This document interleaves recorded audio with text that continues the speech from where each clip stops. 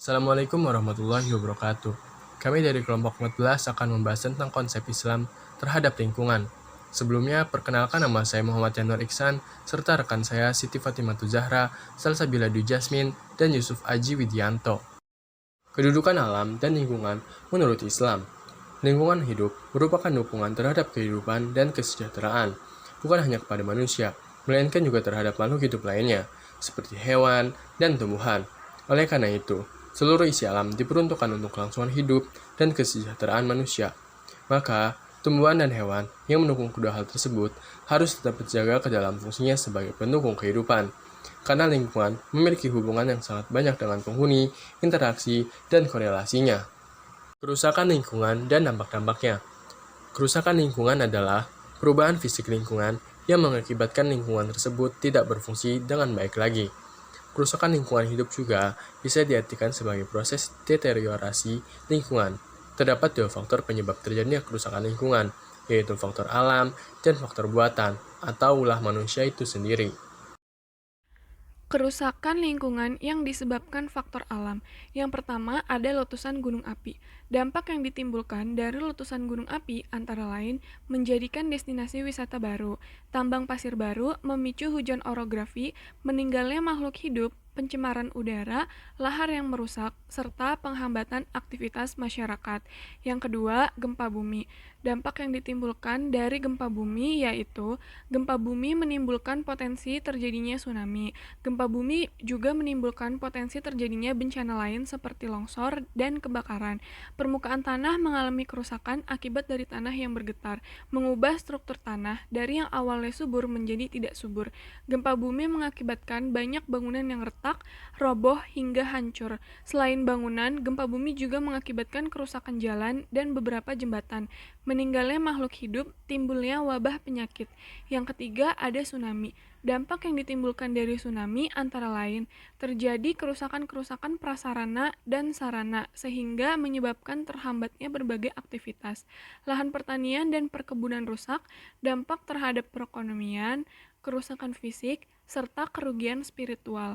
Yang dimaksud dengan kerugian spiritual adalah kerugian yang tidak berupa harta benda, tetapi lebih ke jiwa. Yang keempat, banjir.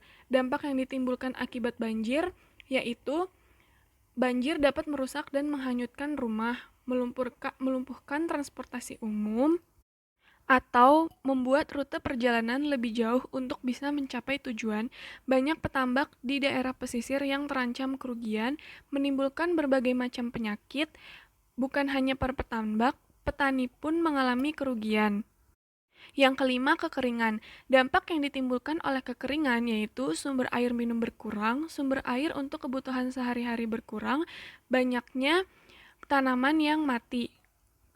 Yang keenam, ada tanah longsor. Dampak yang ditimbulkan dari tanah longsor yaitu kehilangan tempat tinggal, terputusnya jalur transportasi, rusaknya infrastruktur, dan harga tanah turun. Kerusakan lingkungan yang disebabkan oleh faktor non-alam.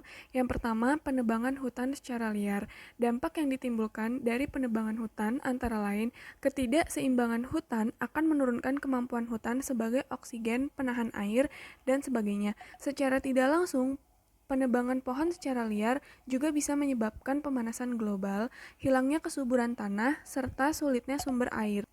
Yang kedua, membuang sampah sembarangan.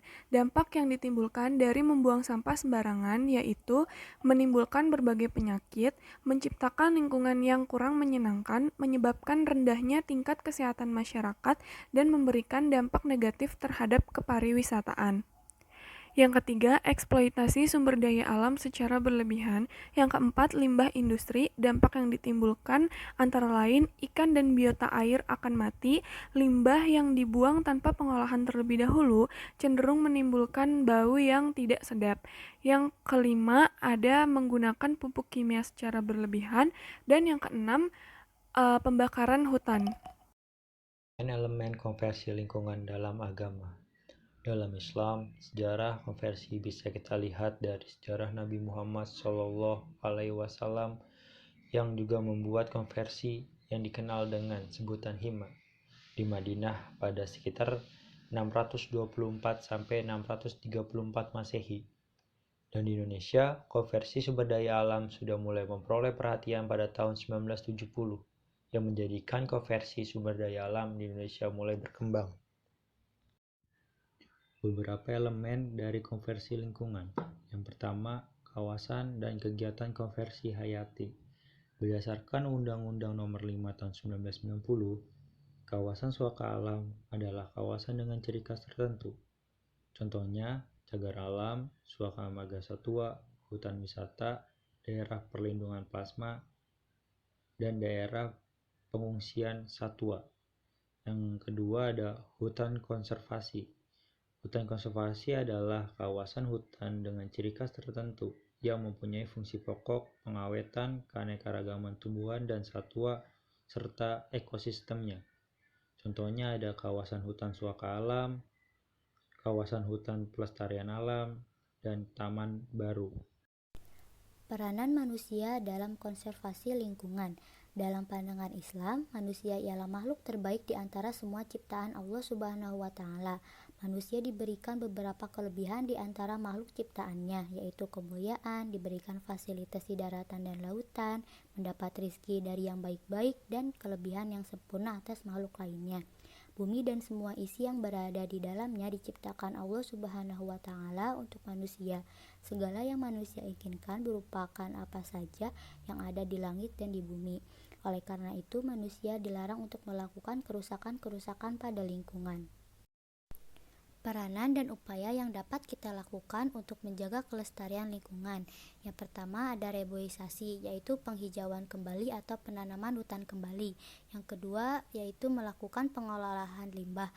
Pengelolaan limbah ini bisa dilakukan dengan skala kecil seperti mengolah sampah yang dapat didaur ulang. Yang ketiga melindungi flora dan fauna seperti menetapkan kawasan cagar alam dan suaka marga satwa. Yang keempat ada tidak menggunakan air secara berlebihan. Air merupakan kebutuhan dasar semua makhluk hidup seperti manusia, hewan, dan tumbuhan. Nah, penggunaan air ini harus dilakukan secara bijak dan apabila tidak dapat mengganggu ekosistem yang ada. Lalu yang terakhir ada menjaga kesuburan tanah. Banyak hal yang dapat dilakukan untuk menjaga kesuburan tanah, bisa dengan cara menggunakan pupuk kimia secara bijaksana. Namun lebih aman itu menggunakan pupuk organik seperti pupuk kompos dan pupuk kandang. Sekian presentasi dari kelompok kami. Terima kasih atas perhatiannya dan mohon maaf bila ada kesalahan. Wabillahi taufiq wa hidayah. Wassalamualaikum warahmatullahi wabarakatuh.